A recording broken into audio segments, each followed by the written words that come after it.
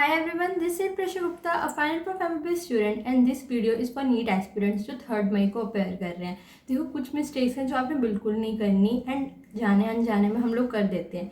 सबसे पहली and most important जो आपको लगेगा कि सभी बोलते हैं, OMR ध्यान से फिल करना।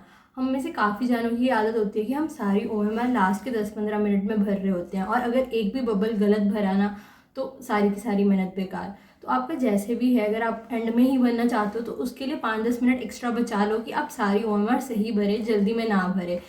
बेस्ट ऑप्शन यही होता है कि 10-15 क्वेश्चन करो, उसके बाद आप OMR फिल कर लो। बट आपने जिस चीज़ की भी प्रैक्टिस करी हुई है उसके लिए बस टाइम थोड़ा सा ज़्यादा बचा लेना। अगर आपने एंड में भी भरना है ना तो जल्दी में मत भरना, ध्यान से भरना, क्योंकि अगर OMR गलत भरी ना सब क्या।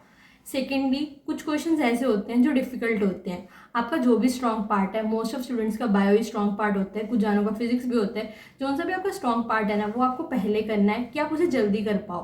बट अगर उस पार्ट में भी कोई ऐसा क्वेश्चन है जिस पे टाइम लग रहा है तो उस क्वेश्चन को छोड़ दो यार। उस क्वेश्चन को ईगो पे नहीं लेना और उस क्वेश्चन के पीछे ही नहीं पड़ जाना। पहले अगले क्वेश्चन सॉल्व करो, उस क्वेश्चन पे नेक्स्ट राउंड में आ जाओ। तो फर्स्ट क्वेश्चन में जो क्वेश्चन ईजी है वो सॉल्व करो और किसी भी क्वेश्चन पे एक डिज़ाइंड टाइम जो आपने सोच रखा है उससे ज़्यादा टाइम नहीं देना है, क्योंकि आपको पूरा का पूरा पेपर ख़त्म करना है।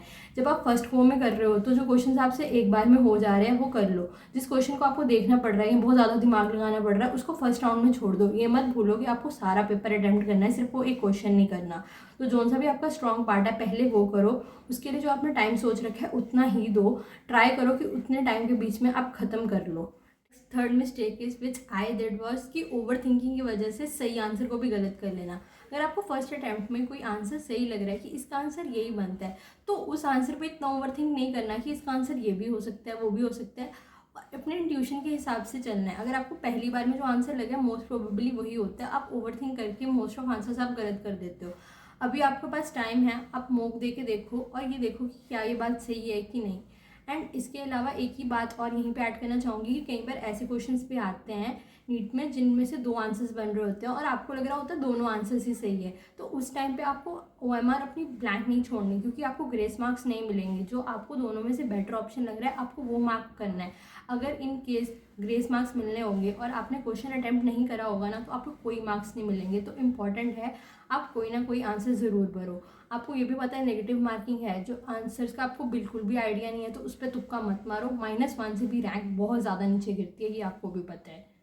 और अपने दिमाग में एक और चीज़ लेके चलो कि उस दिन पेपर के टाइम पे आपके 10-12 मिनट तो वेस्ट होंगे ही होंगे, क्योंकि कोई ना कोई आपसे साइन करवाने आएगा, आपसे स्टैंप लगवाने आएगा, आपसे कुछ ना कुछ ID कार्ड चेक करने आएगा, रोल नंबर चेक करने आएगा। तो उसके लिए इरिटेट होने से अच्छा आप अपने आप को पहले ही प्रिपेयर करके जाओ कि मुझे 10-12 मिनट का बफर लेके चलना ही चलना है। इंपॉर्टेंटली जो आपका ड्रेस कोड है आप प्लीज़ उसे फॉलो करो, क्योंकि अगर आपने ड्रेस कोड फॉलो नहीं करा होगा ना तो उस पर आपका अलग टाइम वेस्ट होगा। अगर आपने बिना पॉकेट्स के जो लोअर्स हैं वो नहीं डाले होंगे, कॉलर्स वाली अगर आपने शर्ट डाली होंगी तो उस पर आपका अलग टाइम वेस्ट होगा। उसके लिए भी आप टाइम बचा के रखो। तो अभी के लिए इतना ही। अगर आप और डिटेल चाहते हो तो वो नेक्स्ट वीडियो में डालेंगे, और अगर आप इस पर भी वीडियो चाहते हो कि क्या चीज़ें आपको अपने साथ लेके जानी चाहिए नीट एग्ज़ाम पे तो उस पर भी वीडियो डल सकती है।